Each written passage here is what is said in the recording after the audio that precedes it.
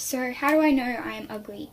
Well, first of all, females. Females can be very brutally honest. This is the way things are, and this is how they'll always be, and then this is all I am, and then this is all I'll ever be, so... Yo, what's up, and welcome back to MBOP. I'm your host, Nick, and today we're going to be taking a look at this girl's awful experience with being ugly. So without further ado, let's jump right into the video. Hello, it's me again, and I'm going to be talking about something that has impacted me lots. Now, what prompted me to talk about this was actually the last video, and just the fact that I wanted to delete it so badly because my nostrils kept on flaring and that weird part of my chin kept on showing, and yeah, it wasn't pleasant looking back on it and seeing what I look like. And for that reason I would like to talk about lookism, because it has been a big part of my life, and I for one am very lucky to be born as a girl, because males definitely suffer lookism far more than a female ever can.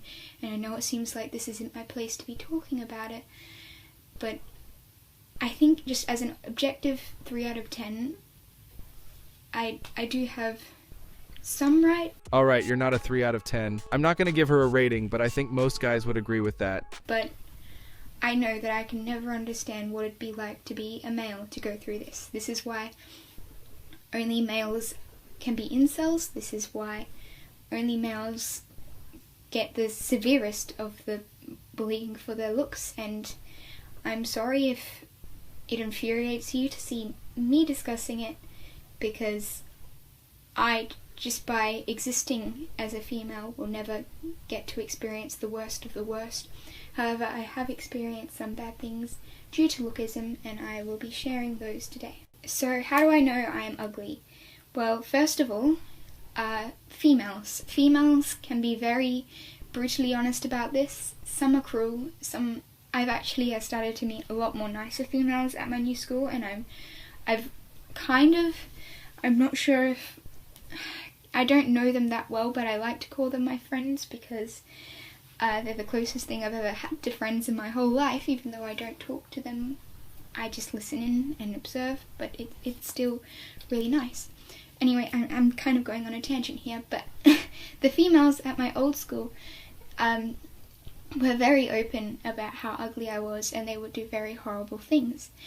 It's mostly females who do this. This is true. Most of the time it's actually women who put other women down, either out of jealousy or pure spite. But in some instances, there's even been males, specifically what you would call chads, or even the high-tier normies. I say that with quotations because I think they're very corny terms, but they do fit, I guess. So yeah, when I was 10 years old, people got dared to talk to me, because I was so repulsive that talking to me was something you had to be dared to do, like it was something no one wanted to do. So it was seen as... Sorry, stomach rumbling. Yeah, it was just seen as a challenge. And so that was the first sign. I overheard someone get dared to do it, and that was the first sign that things were not going to be good for me. And that was when I guess I knew from the age of 5 that I was ugly, because that's when I started recognizing that my nose was bigger than other regular girls' noses, and I would recognize myself that femininity in girls was very beautiful, and that was what was on TV, and that was what was admired. So yeah, the nose was the first sign, and the overly masculine, I don't know what is with me. Maybe I have too much testosterone for a girl, but I think my jaw is way too masculine as well. Your jaw is fine. I honestly just think this poor girl has become so insecure about the smallest things because of the bullying she experienced. I would like maybe just a normal chin or a recessed chin, because I feel like a witch side profile wise, with the big chin and the long nose. And yeah, so there were some instances of males expressing I was ugly, even though that is a lot rarer than the females. The worst of it, though, was when people would ask me out as a joke. Now, this has happened several times. The severest time was when I was 15, and online a boy dated me for a month as a practical joke, only to ghost me in the end and to watch my crazy reaction for everyone to laugh at. He claimed to be incel, and I thought he was out of my league. That's another thing. I'll maybe get to hypergamy in another video if I ever get the balls to post another. But yeah, I thought the whole believing he was incel thing, you know, that was the explanation for someone like that liking me. But they weren't incel. They were just someone pretending to be, and as a result, I was made a fool of, you know. I don't understand the humour there, where people just pretend to ask someone out, or pretend to go out with someone. I don't understand how that's funny. I just think it's cruel. He had said that I would never look like this model tier girl in my class, and that obviously it was a joke, and that he couldn't believe that I didn't pick up it was a joke. And that, I think that was sort of the wake-up call, that the way you look can really fuck up your life. The way I look is why people treat me the way they do. And that's when I started avoiding people, and that's when I started realizing I should stay inside. So yeah, and then later on, going to an all-girls school did not help at all. As I stated earlier, females are the most brutally honest about looks.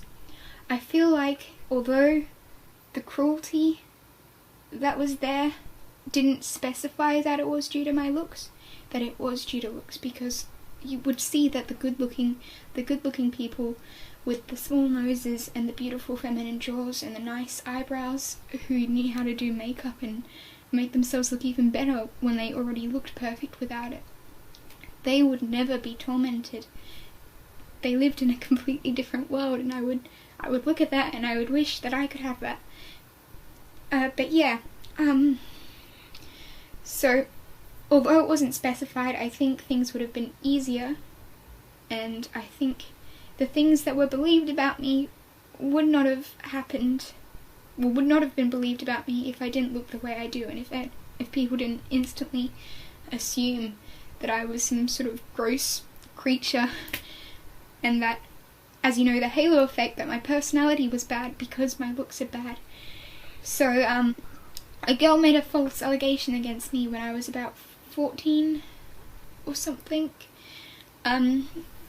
She knew that my family had a history of mental health issues and suicide, so she stood up in front of, well, we had gotten into an argument, and I had kind of opened up to her and said that I don't appreciate the way she treats me, because she was a very brutally honest girl, and she would sometimes, you know, get physical and punch me in the stomach. So I told her, I don't like the way you're treating me, and yeah, I opened up, and then later she told everyone, she started this rumour that I had told her to kill herself, even though she knew about my past struggles, because my mum would tell me, oh, you know, to get someone to stop bullying you, you just have to explain your perspective to them, when clearly that is not at all the case. That is the shittest advice I have ever been given. So, yeah, so that happened, and lots of people who knew me didn't believe it, but people who didn't definitely did, and as a result my reputation was kind of, it felt smeared, like I would always feel like people were looking at me in disgust, and that was the straw that broke the camel's back, that made me change schools. And since I no longer go to an all-girls school, I feel a lot safer. I don't mean to sound misogynistic, I'm trying to be less misogynistic. It's not misogynistic to speak the truth about your experience, but I think as a society, people are scared to say anything bad about female nature, mainly because it's so easy to get labeled a misogynist or some other alt-left buzzword. But they did do some horrible things, and they did make me hate myself a lot more. Now to go on to relationships. Obviously, as I said, women cannot be incel. Even the ugliest, most land whale woman could never be incel. There will always be a man out there that will date you despite the way you look if you are a woman. But the thing is, they don't like you, they aren't attracted to you, you are a settle. And I know that's not as hard as insulting, but knowing that if you ever get into a relationship, that they're not with you for you, they're with you because they feel that they look a certain way and they feel that they can't get any better, is kind of hurtful. And yeah, so it's nowhere comparable to insulting, as I said, but it still is upsetting, and you'll never get that pure love where someone genuinely wants to be with you and someone genuinely fantasizes about you. You'll only get something unhealthy where someone is with you because, you know, they think you're in their league, or someone is with you because your self-esteem is so low that you're just easy to control at that point and easy to just do whatever, and they know that your self-esteem is low because you're ugly, so you're probably very vulnerable to anything. So yeah, I think that people who say looks don't matter are coping. Looks matter in everything. Statistically, ugly people are more ostracized. Statistically, ugly people fail more in job interviews. The way you look, the bone on your face, dictates every aspect of your life almost. Your social life, your love life, all the parts that matter. And I wish that personality meant more. Going on and on about how I want a nose job, or going on and on about how I want facial reconstruction surgery, but I think superficial is only toxic when you start giving a shit about what other people look like. You know, when you start saying, oh, that person needs that and that done to their face, you know, like the lookism tier, that obsessed. I think when it's directed towards yourself, it's not bad, because you want your life to be as good as possible, and the reality is your life just isn't going to be good if you don't look good, because that's the way things are, and that's the way they'll always be. You see it in other species too.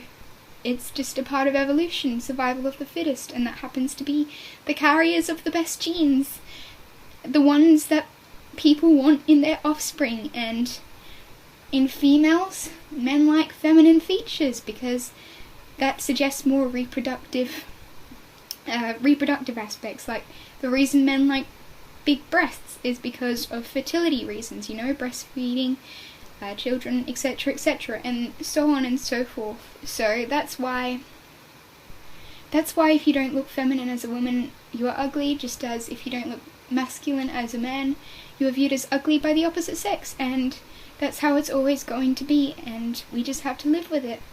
And if you think otherwise, and if you think that there's some way of accepting myself or living a good life when I have this nose in the very smack center of my face that I can't hide, and I don't know how to do makeup, I've tried and I've tried, but I don't know how to do makeup.